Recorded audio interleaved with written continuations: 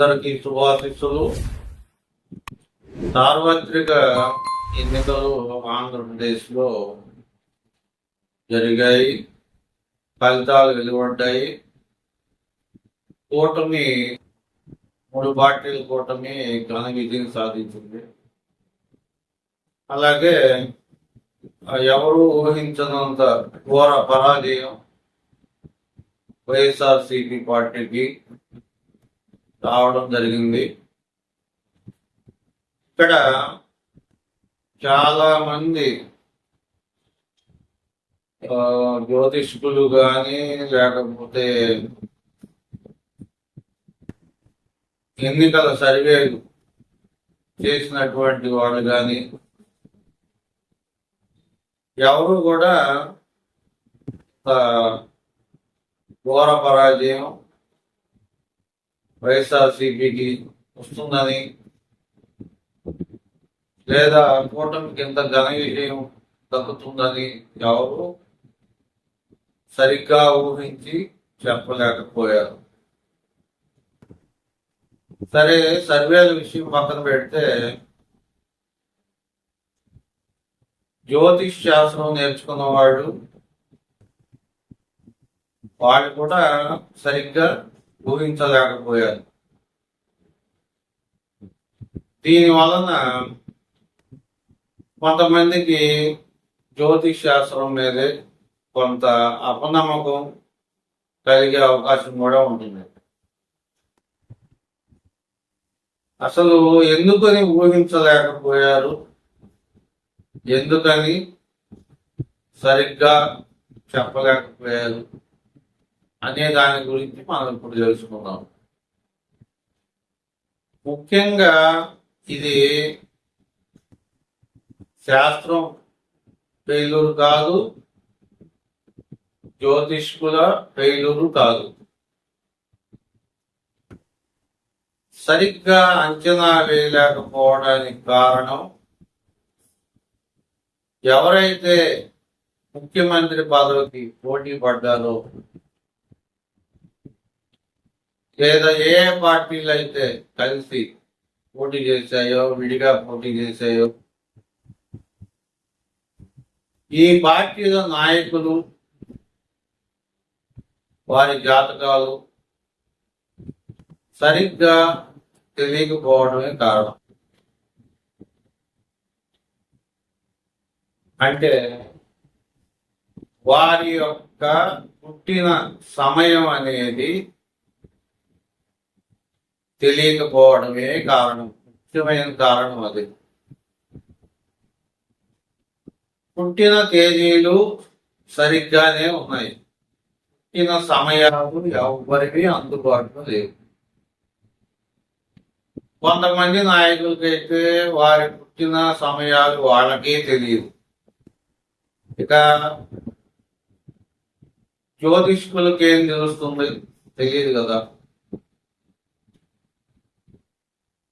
ఒక మనిషి భవిష్యత్తు ఎలా ఉందో చెప్పాలి అంటే, తెలుసుకోవాలి అంటే వారి యొక్క పుట్టిన తేదీ మాత్రమే ఉంటే సరిపోదు, వారి యొక్క పుట్టిన సమయం కూడా ఖచ్చితంగా ఉండాల్సిందే. ఎందుకంటే వారి యొక్క జన్మ లగ్నాన్ని బట్టి జాతక చక్రం వేసి ఫలితాలు తెలుసుకోవాలి. ఈ జన్మ లగ్నం అనేది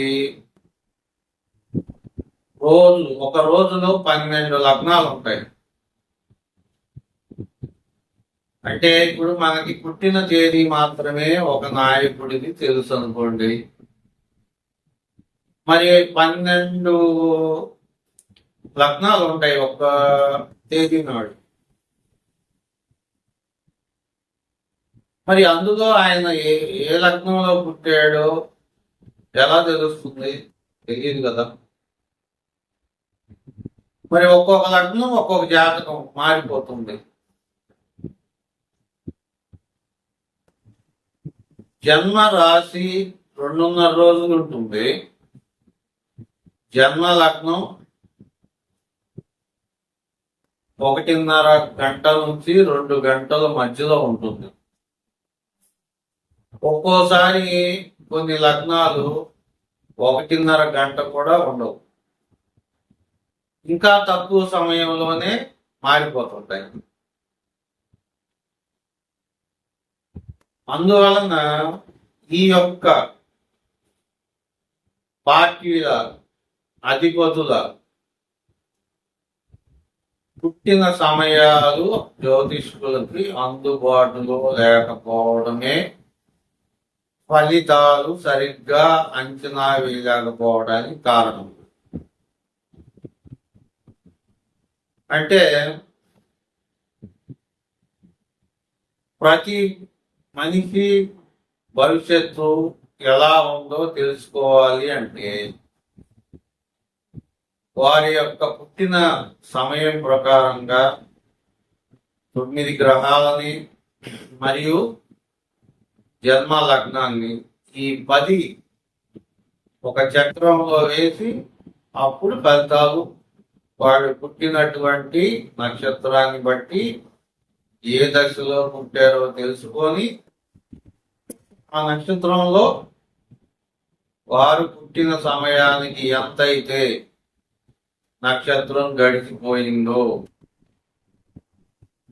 చూసుకొని దాని ప్రకారంగా వాడు పుట్టినటువంటి దశ ఎంత అయిపోయింది, ఇంకా ఎంత ముందు ఉంది